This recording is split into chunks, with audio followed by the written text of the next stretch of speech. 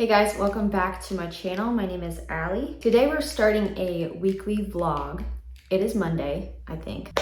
There have been so many 3-day weekends lately, I'm not even sure. It's 7-Eleven. I'm on my lunch break right now, but I've been listening to Down Among the Sticks and Bones by Shauna McGuire. It is the second series in the Every Heart a Doorway series. I don't know if that's a series name or just the first book. I read this last month. You can check it out in one of these corners. I actually didn't like it. I gave it like 2.5 stars. I just felt like they put so much into this book and it felt, I don't know, I just didn't vibe with it. However, I'm listening to the audiobook of the second one and I'm really liking it. I was told by another booktuber, I forget who it was, that every other story is different. And so some people like the odd numbered books and some people like the even numbered books. And I think it's because this is like in real time in the real world, and then the other stories are taking place in the other worlds, the other realities. Down Among the Sticks and Bones, we're following Jack and Jill, who we did meet in the first story. And they are kind of like a Dracula's Bride and Frankenstein retelling. However, I haven't gotten to that part. So what I really like about this book is that it's giving me the fairy tale vibes that I was really searching for in the first one. It feels really fairy tale like because we're talking about the entire childhood of these two characters. And so it's really concentrated on them, how they grew up, how awful their parents are.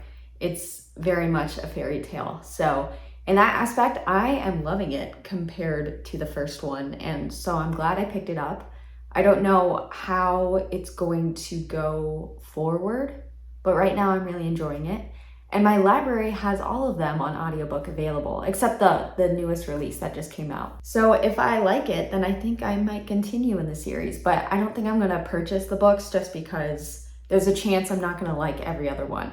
Also, the audiobook is narrated by Shauna McGuire and she's doing a great job. After work, I definitely wanna read something physically, so I'm debating what to read. I have some book mail coming today, so stay tuned for that. If you want to see what's on my TBR for this month, here's a sneak peek, or you can go check out my video that I'll link again in one of these corners. So my dilemma right now is, do I finish a book that I've already started, or should I go for a fresh new book? That is a good question, and I'm wondering if to get the momentum started, I should pick the shortest book in the bunch, which I believe is Our Lives Under the Sea. Finished with work about an hour ago, and I also finished Down Among the Sticks and Bones. I can't remember that title to save my life. And I was so pleasantly surprised that I feel like I have to give this a 4-star just because I enjoyed it so much more than the first book in the series. I feel like overall this was really fairy tale-like, and it was really someone telling us a story.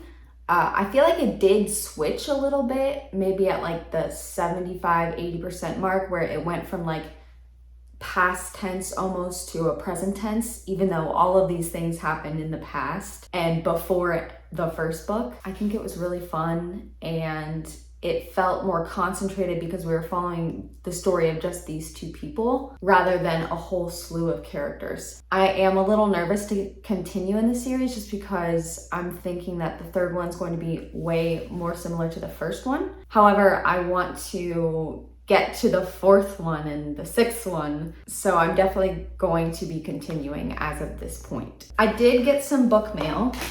I think I have book club merchandise for the Literally Dead book club. I've never gotten like merch. Ooh, it smells very citrusy. Why does it smell so good? Oh, look how nice. The Literally Dead book club. I've read a couple books in the book club, but not at the same time as the book club. However, I think next month they're going to be reading What Moves the Dead by T. Kingfisher, which you can't see here.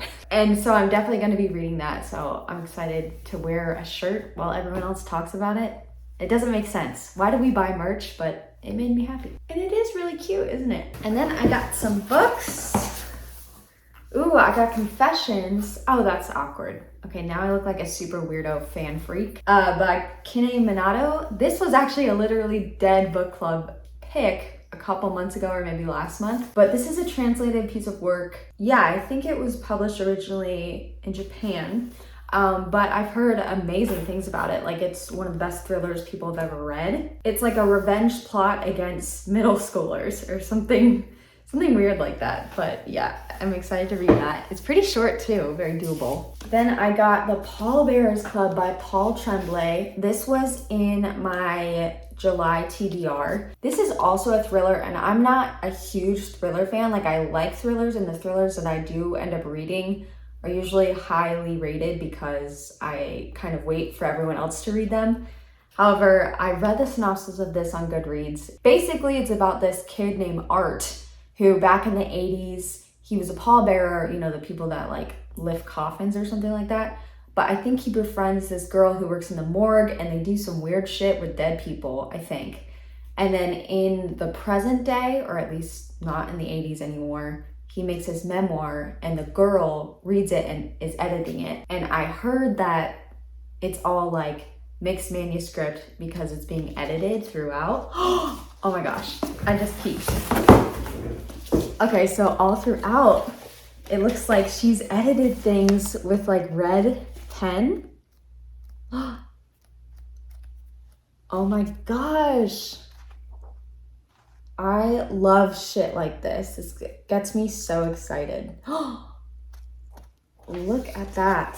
I did see this because I ordered this from Amazon, and you can see a preview of a few pages. And the dedication, it says, for Lisa, Cole, and Emma. And then this girl writes, who are they? Super excited for that one.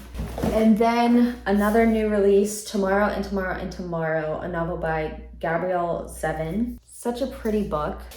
This one I am not as pumped to read just because I'm not too sure what I'm gonna be getting into. It seems like maybe a contemporary or perhaps slightly sci-fi. It's about two people who've known each other for a while. They're in love but never fall in love, and they create like a video game, and it spans 30 years, I think, of their friendship. It's giving me like One Day, which actually I really did like. So, well, we shall see. So wow, it's not very far into this vlog and I've already finished one book, although it's only like probably a couple hundred pages in real physical book. But now I am going to start Julia Armfield's Our Wives Under the Sea. For those of you who haven't heard me talk about this, you can see me finding out which cover I got, which isn't very exciting because you can see it right now. But there are two covers. This is, I think, the UK or just not the American cover. And then this is the American cover. This is clearly the winner. But when I ordered it, it was showing me a couple of the covers. And so I just clicked order and I was hoping that I'd get this one. Okay, that's not an exciting story at all. But if that sounds intriguing, seeing my reaction to opening this, it's in this corner. Don't click it. Now I'm feeling awkward. Anyway, it's about this woman, let's find out her name, Miri, and her wife, Leah, returns from a deep sea thing. I don't want to read the full synopsis in case it spoils something, but she's like in a submarine or some sort of mission, and she comes back home and she's not herself. That's all I read in the synopsis. So I don't know if it's like she's possessed by something, or maybe she had some weird like deep sea alien interaction, or maybe it's just a psychological PTSD thing, or maybe a mixture of all of the above. So I am expecting from this book, first of all, I'm expecting 5 stars. I hate to say that, but I'm expecting it. I'm expecting some literary fiction, like very poetic or really like gripping sentence structures. I'm expecting this to be beautifully written and to like love the writing itself, but I'm also thinking this could be like a sad girl book, but also I'm expecting to be weirded out a little bit. I've already read the first sentence, but here it is for you. The deep sea is a haunted house, a place in which things that ought not to exist move about in the darkness. That's a pretty good first sentence. Okay, I'm on the second page and I've literally gasped twice with how beautiful this writing is so far. Now, I hold to the fact that books are written more beautifully in the first half than they are the second. That is my theory. I don't know, that's just my theory, and you've heard it now, okay?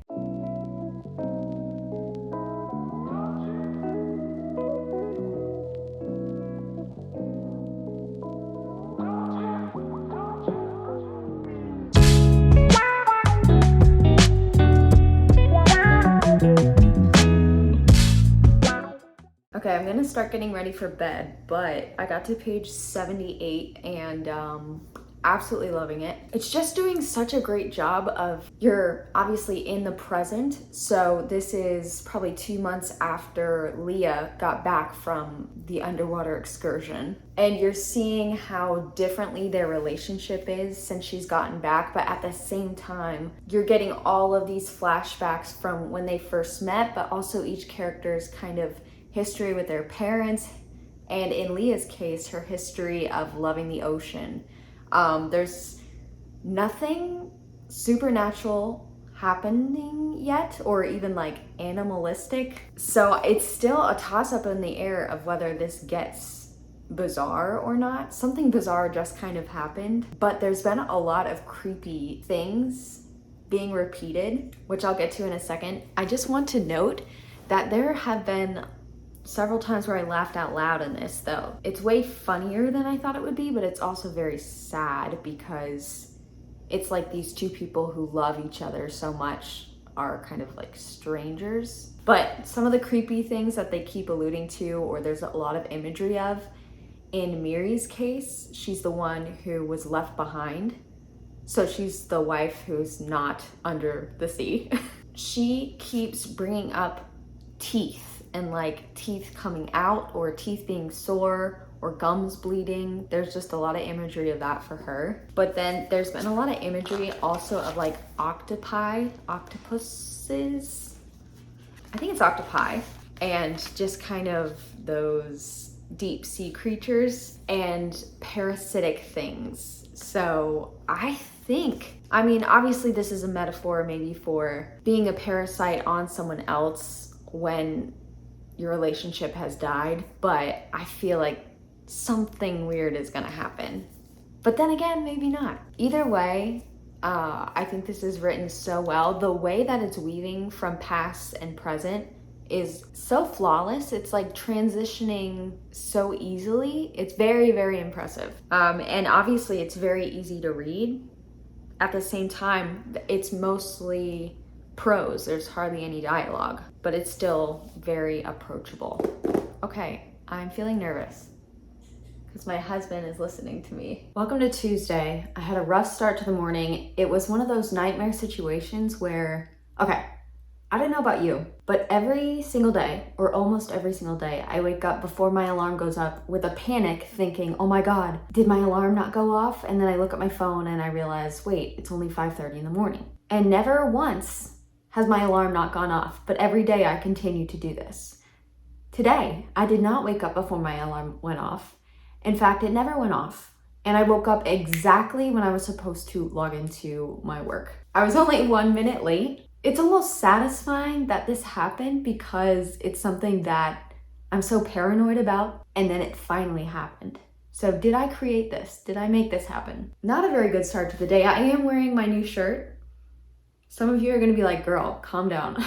I am kind of in one of those moods where the sound of my own voice is driving me crazy and I'm annoying myself. So I think it's just a bad day. I haven't had a really bad day in a while, and this isn't bad at all. Like, relatively speaking, this is a wonderful day. It is raining though, so I'm gonna stop complaining and stop being mean to myself because it is annoying and it makes me even more annoyed at myself. So shut up, Allie. You're cut off. That was very aggressive. I'm sorry. Tonight, my husband is working swing shifts, which means he starts working at 1 p.m. and he finishes at like 8:30, which is nice because I'll have some uninterrupted time to hopefully finish Our Wives Under the Sea. I think I got to page 100 last night, so I have about like 120 more. Honestly, cannot wait to be finished with work so that I can start that book. I think it might, I don't want to say this because you know how I am with second halves of books. I feel like this could go down as my favorite book, possibly ever. Oh, that's saying a lot, but definitely of this year. Okay, it's after work. I'm about to start this book. I mean, finish it. God damn, I'm annoying today. But I wanted to say that part of Leah, Leah is the wife that went in the submarine that's sinking down at the bottom of the ocean floor. Miri is the wife at home. I probably already said that, but I just want to make it very clear. So in Leah's chapters, did I mention that this is dual point of view? In Leah's chapters, we get a few things. We get some sciencey shit. We get some flashbacks to when she was a kid, and her relationship with the water and with her father. And we also get flashbacks of when the submarine is sinking. And there are also parts to this. The parts are named after the layers of the ocean, and apparently there are 5 main layers to the ocean. Leah told us in a different chapter. So I think that's really interesting, and it makes the impending sort of mystery of what happened, even though we already know what happened, that the submarine sinks to the bottom. It makes it much more thrilling, because you're waiting for her next chapter to tell us like the events, because we have no idea how she got back up. Anyway, I think that's all I wanted to say, but I'm gonna get in and I'm not coming out till I'm done. Oh, I just finished it. On the last page, I finally, I couldn't even help it. My face just like crumpled and I started tearing up. This was, oh shit, I kind of want to go cry. It's like raining right now. Weirdly, this would be such a good book to read with a house at the bottom of the lake, although that one is very much more hopeful and almost silly, like in a fun, magical kind of way, and this is mostly like a tale of grief. This is 5 fucking stars, one of the best books I've ever read. I have no words. I do have words, okay? There was so many layers to this that I haven't even thought of half of them, I'm sure. But it's like, it is, well, I'm not gonna give anything away, but whether this is magical or science fiction-y or whatever, it still is just this beautiful story, but this sad story, this funny story. Not really funny towards the end, but it's told, especially Miri's point of view, it's told so matter-of-factly that it is kind of funny, because it's almost comical when people are very honest. And so you are kind of wondering, okay, what is real here and what isn't, but that's not really the point. Wow, I'm just amazed. I will never think of taking a bath the same way again. Wow, I don't know what else to say. I don't. This was amazing and I loved it, and it was everything. And I love it so much. I just went on Goodreads, and there are plenty of people who rated this 5 stars, but a lot of people are rating it like 3.5. They're comparing it a lot to Annihilation, which I've never read. I did see the movie and I loved it, and the movie Arrival people are comparing it to, which I definitely understand. I feel like there's just something that calls to me. This is a siren of a book for me. I feel like it ticked every single one of my boxes. And so I'm sorry if you see this and you get excited and you think it's weird and boring. It's weirdly the most bizarre and boring thing I've ever read, but also the best and the most thrilling. I don't get it. All I know is that I absolutely loved it. And I feel like I need to immediately start reading something else, or I'm going to fall into a pit, into a sea of despair. Or at least despair that I'm finished reading this book. I'm being so dramatic right now, I need to eat something, but yeah, I feel like that is the right mood, to start something immediately. Otherwise, all I'm gonna wanna do for like a week is to just sit and think. Not a week, I'm being very dramatic. Wow, you know what's crazy though, is the turn that a great book can make for your day. Because I started this day off on the wrong foot. I had a rough start to the morning. I kind of convinced myself it was a bad day. I think it's just a bad day. I haven't had a really bad day in a while. And then I read this book. Oh, I just finished it. And I'm thankful to be alive. I'm not complaining. This is wonderful. Oh my God, I'm being so fucking dramatic. I'm sorry. Okay, let's take a look at the options. The question is, do I want to read something similar to what I just read, or something completely different? There are pros and cons to both. Let me know your opinion below. So I feel like if I read something sort of similar, I'll be in a very appreciative, weird mood. This is supposed to be super weird, or something really disturbing, which I would think would be this. The only thing about that is that because I loved Our Wives Under the Sea so much, that maybe anything weird is just gonna get me to compare it to what I just read. So then maybe I should read something totally different, like a thriller or a romance. I'm concerned that I'll be like, this is not nearly gut-wrenching enough. I think I'm going to continue in this book. So this is Part of Your World by Abby Jimenez. This is my first of Abby Jimenez's books that I've read. I have The Friend Zone here. My friend highly recommended it to me, but I didn't read it. We have two people in the book, 2 points of view. We have our main character, Alexis. She is like the city girl. She's an ER doctor, and her whole family comes from a line of doctors. And they've all worked in the same hospital since like the 1800s. And so there's a lot of pressure on her. First of all, they're all being judgy, at least her parents are, that she's not a surgeon and she's just an ER doctor.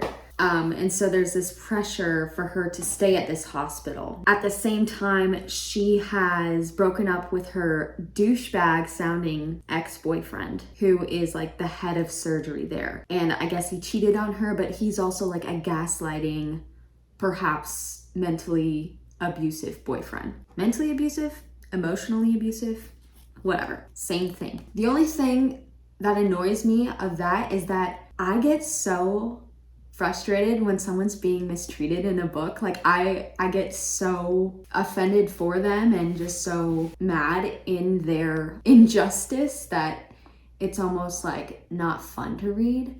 But I feel like so far, I got to page 40, it was pretty fun. So we also have our love interest, whose name is Daniel Grant, and he's like the small town guy who seems really great, like seems like just a nice guy. He has a little baby goat who's on the cover. The two of them meet in the very first page, or maybe the second page, but her car breaks down after she's driving from a funeral. And of course he's there to tow her out of the ditch. And she goes to this bar where they flirt.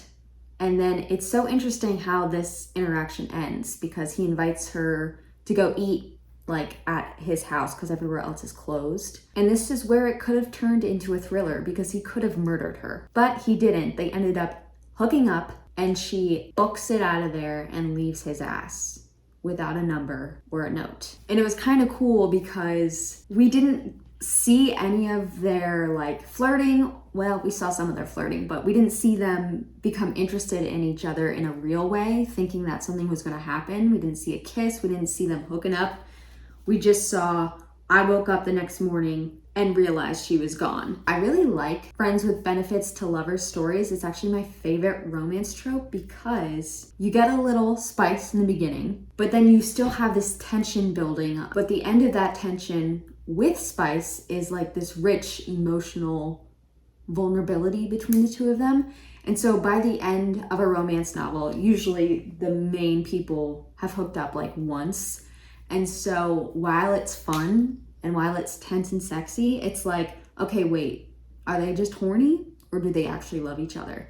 Wherein I feel like a friends with benefits to lovers story, it's like, you know, from the beginning, the sex part was, you know, great, but then they had to figure out that they actually deeply love each other. So I'm excited for this. Also, sorry to bring up Our Wives Under the Sea again, but there was actually quite a cute like beginning of their love story just sprinkled throughout this book, and like you see how much the wives love each other. So if you love love stories, I think you should read Our Wives Under the Sea. Oh God, I'm gonna be comparing that book to everything now, or at least recommending it for everything. I feel like there were so many genres in that book. Okay, I need to stop, and I need to start this before I fall down into the sea.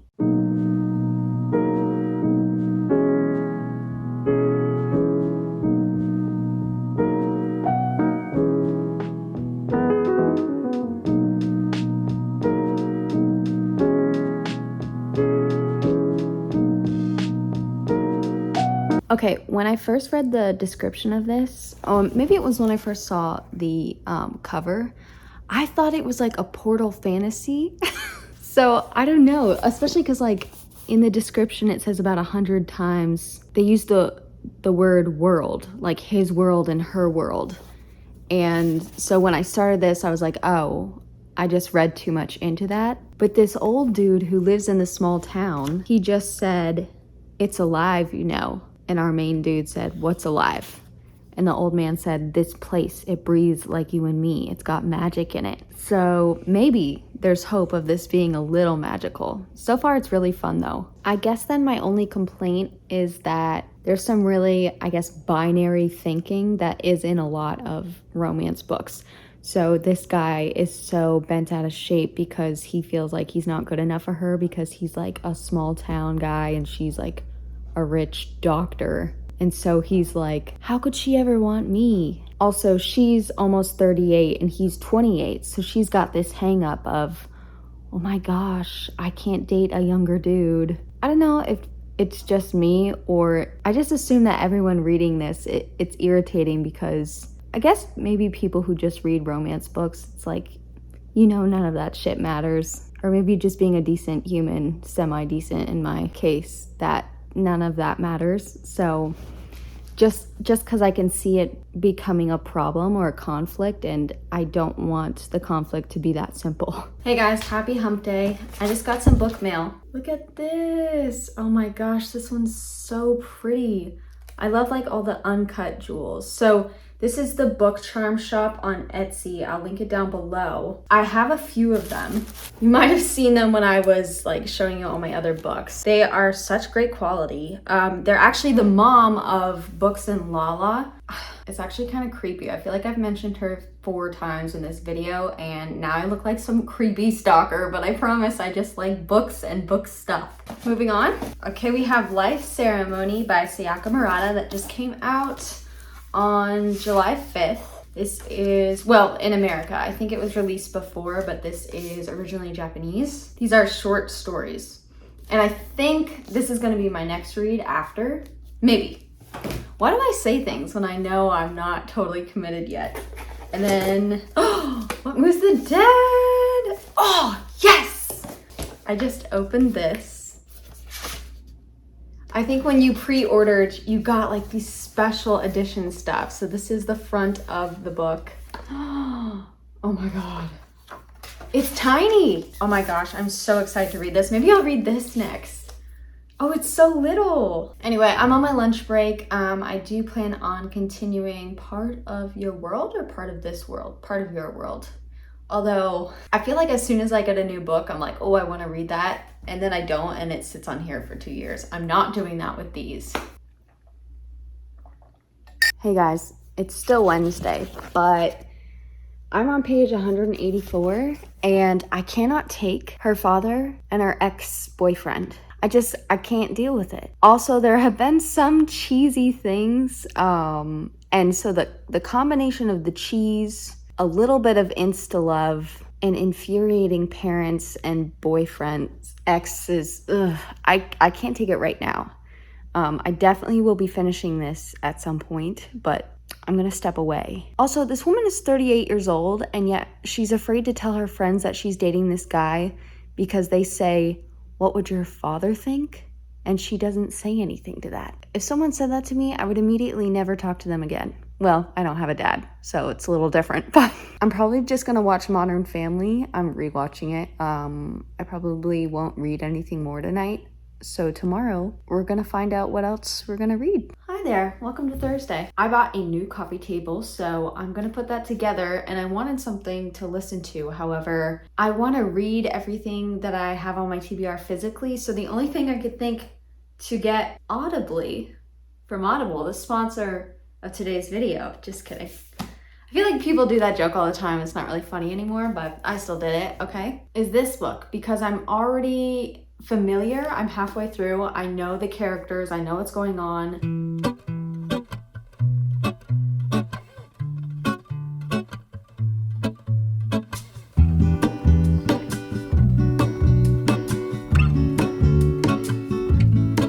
There is a life. Guys, I'm just pretending to listen to my audiobook right now because I can't play it and film at the same time. So I hope you enjoy this dedication. To get by, it doesn't make it easy.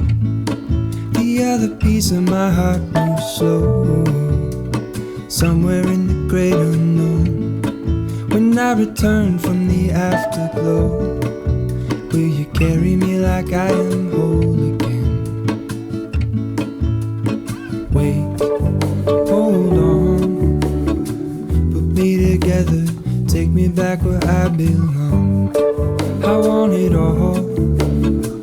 I had a feeling, but the feeling is all gone. Wait, hold on, put me together, take me back where I belong. I want it all.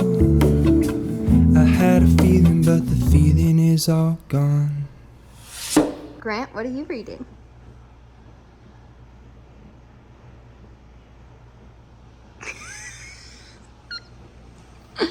I'm reading Stormfront. Oh, wow. Is it good? Yeah, it's pretty good. It's a wizard detective novel.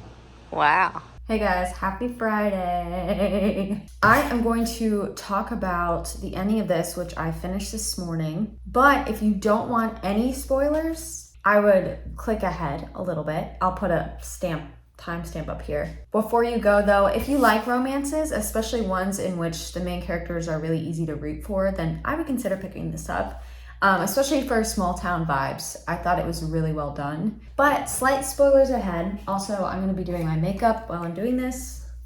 So sorry. So yesterday, I kind of vented a little bit while I was reading this because I didn't like a few of the things that were happening. I feel like I was getting really impatient with our main character, Alexis, who people called Allie, by the way. And so like while I was listening to the audiobook, I kept hearing my name and I was like, So I understand that, first of all, she has a father who was emotionally abusive towards her brother, and her mom. And then her ex-boyfriend was emotionally abusive, which is, one of the reasons she was dealing with it for so long because it was so ingrained within her. And so I feel for her, and it's hard to get out of those situations. However, she did get out of it with her ex-boyfriend finally.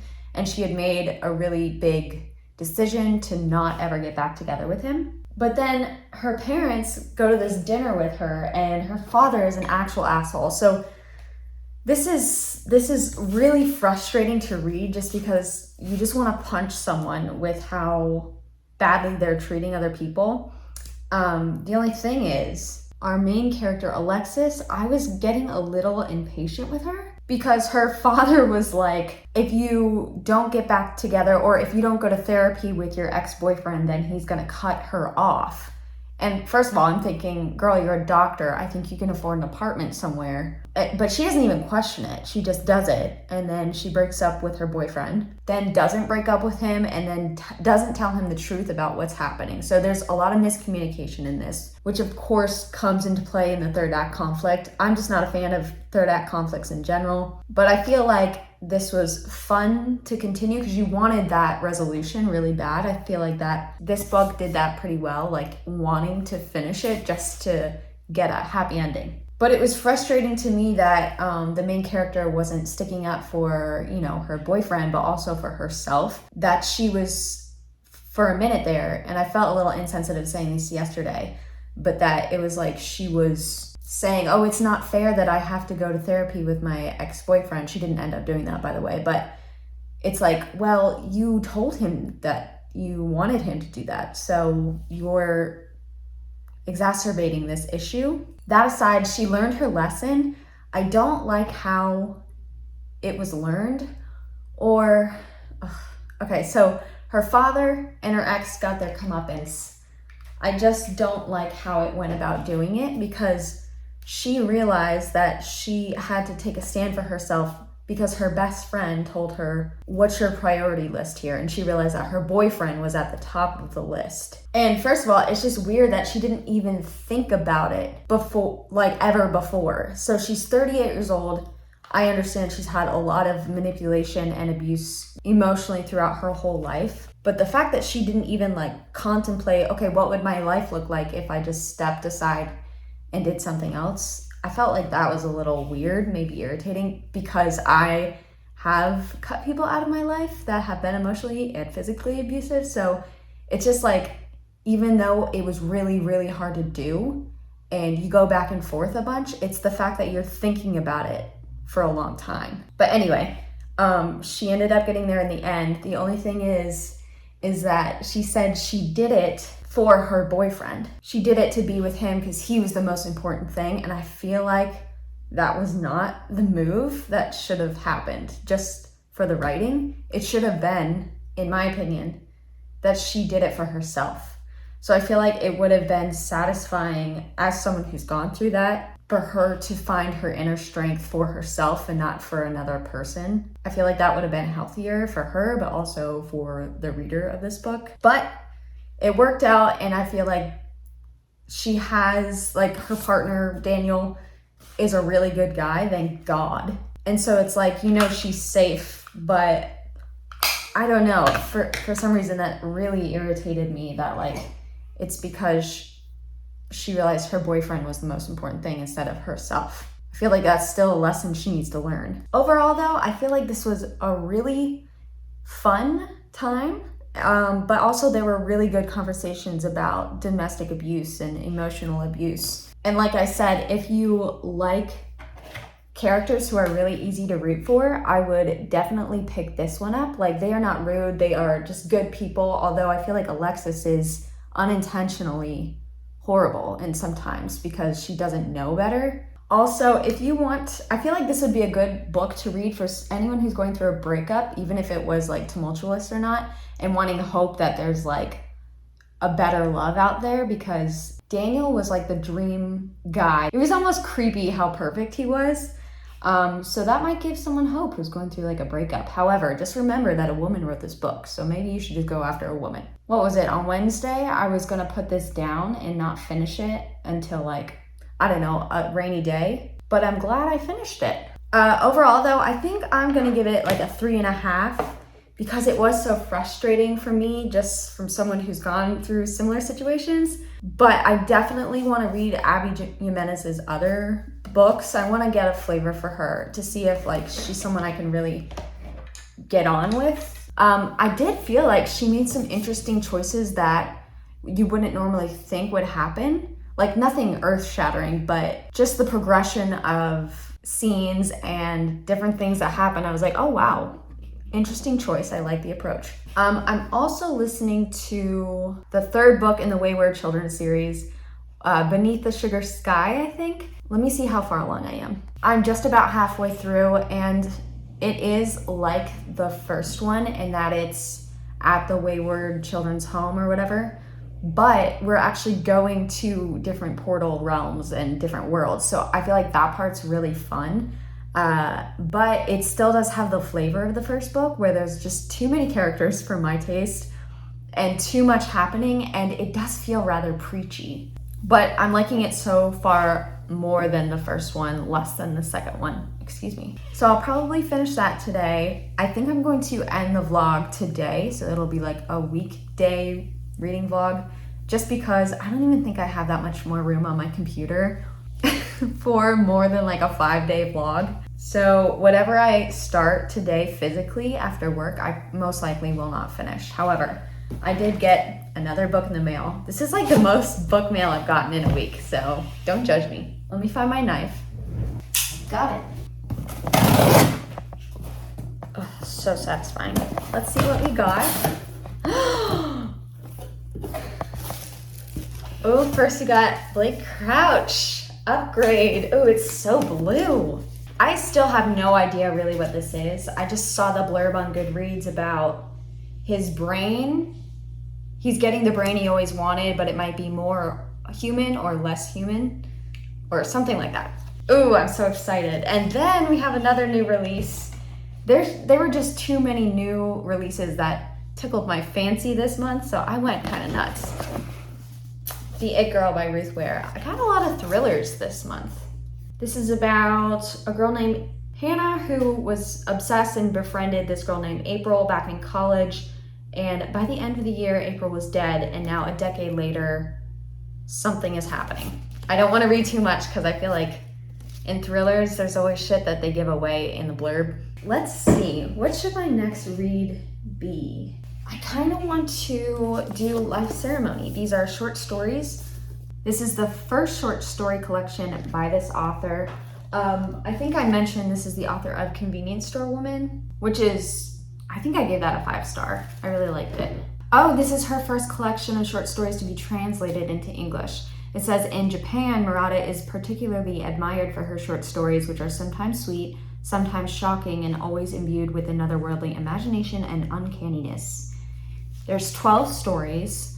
Murata mixes an unusual cocktail of humor and horror, portraying both the loners and outcasts, as well as turning the norms and traditions of society on their heads to better question them. Whether the stories take place in modern-day Japan, the future, or an alternate reality is left to the reader's interpretation, as the characters often seem strange in their normality in a frighteningly abnormal world. In a first-rate material, Nana and Noki are happily engaged, but Noki can't stand the conventional use of deceased people's bodies for clothing, accessories and furniture, and a disagreement around this threatens to derail their perfect wedding day. Lover on the Breeze is told from the perspective of a curtain in a child's bedroom that jealously watches the young girl Noko as she has her first kiss with a boy from her class and does its best to stop her. Eating the City explores the strange norms around food and foraging, while Hatchling closes the collection with an extraordinary depiction of the fractured personality of someone who tries too hard to fit in. In these strange and wonderful stories of family, friendship, sex, and intimacy, belonging and individuality, Murata asks above all what it means to be human in our world and offers answers that surprise and linger. Cool. And it's 244 pages, so hey, if I really like it, I might finish it today. We'll see. Oh, I forgot to mention that if you liked Bree in the story, who was Alexis's best friend, I'm talking about Part of Your World by Abby Jimenez, she's getting like her own storyline in spring of 2023, I think the book said. So I'm definitely going to check that out because I feel like we didn't get enough of her. There was like an awkward amount of her. Like there was a lot of her, but she had like no depth to her because she was a side character. So I'm glad that that was purposeful. Guys, it's officially the weekend. It's good to be here. I did finish Beneath the Sugar Sky. Is that what it's called? Also, if you hear children yelling, I live right next to a park in my neighborhood. It's annoying as fuck. I'm just gonna say that. Kids are cute, but damn, they're noisy. I hope I didn't just piss anyone off. I finished the Beneath the Sugar Sky, and like I said, it was gearing towards better than the first one, but then it fell. I swear to God, these books are only 170 pages. The second one, I loved it. I could have listened to it, well, no, all day. I feel like it was perfect. The story was told, I understood it, I could see where it was going, but also I was surprised. This one, it was like directionless. I didn't know where we were heading. There was too much going on, too many characters, too many quests within a quest, and I didn't even understand what the quest was. Initially, I thought I did, and then and I think that's just the real difference of like the first and third one and then the second one, and I'm hoping the fourth one, is that the first and third one, they are these quest stories that happen in real time for these characters, and it happens very quickly. A lot of action. It's not even action packed really, but it all happens in a very short spans of time, like a day or two. Whereas the second one, it was an actual story of someone's life. So it spanned like 17 years of these girls' lives. You get a full picture of them. And toward the end, I did notice that it kind of felt like it was back in present tense, and the events of, the last quarter of the book, it happened in one single afternoon, I think. I like it when these books know where they're going and it's almost like someone's telling me something after the fact, as opposed to when it's trying to tell me, okay, this is happening now.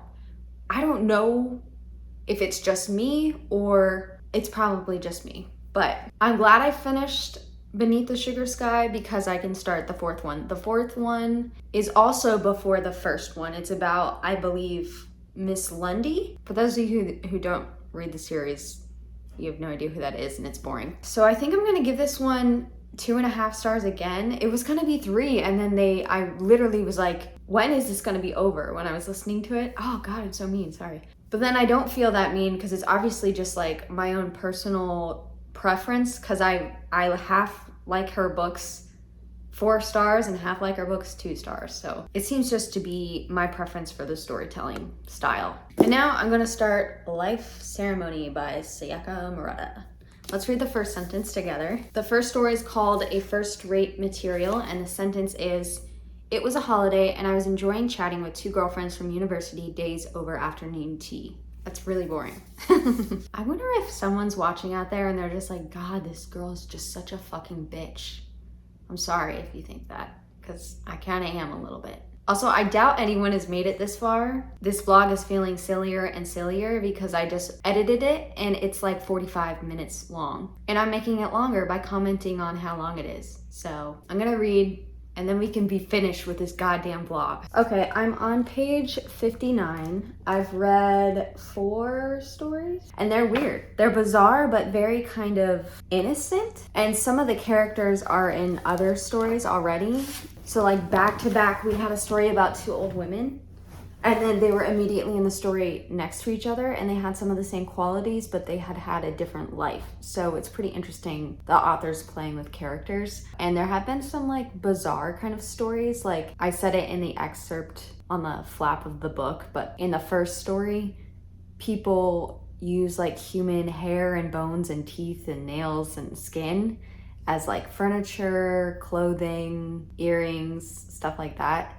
And that was weird conceptually, but I feel like I like the second story the best so far. And that one's about like a sort of in-law families coming together and realizing that they all have the weirdest taste in food because they're culturally different. The main character's sister, Kumi, she's been my favorite character so far. She was convinced since she was a young girl that she's from this land called, Dundalis? And I like that part of it. I don't even care about the food part of it. So she eats weird mixtures of food because it's like the food of Dundalis and no one else eats it. But I guess her mom thought she'd grow out of it, but she was very convinced. Like it wasn't just a phase. It was like she truly believes she's from this place. And like her sister is like, I respect that because she's sticking to it. But yeah, I feel like this author has a very simple way of writing that it almost feels detached,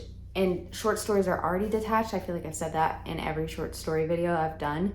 But I feel like even more so with this author, she's a very simple, almost like regimented kind of writer. But then she's talking about like kind of silly things or innocent things, but then there's also sadness to it. I don't know. There's a lot going on so far. It's a very pleasant read. Grant, you're making me so nervous. We are actually going out and we're gonna go bowling with some friends, which is so weird because while I was working, I had this idea that we would go bowling. I was thinking about the Sex and the City episode where Carrie and Mr. Big go bowling. And I was imagining going bowling with these sets of friends who we just made. And then my husband comes home and says we're going bowling with them. How weird is that? If I am not drunk or it's not too late, when I come home, I will probably read some more or at least do a wrap up. And if not, this is the end of the video and you are a lucky son of a bitch.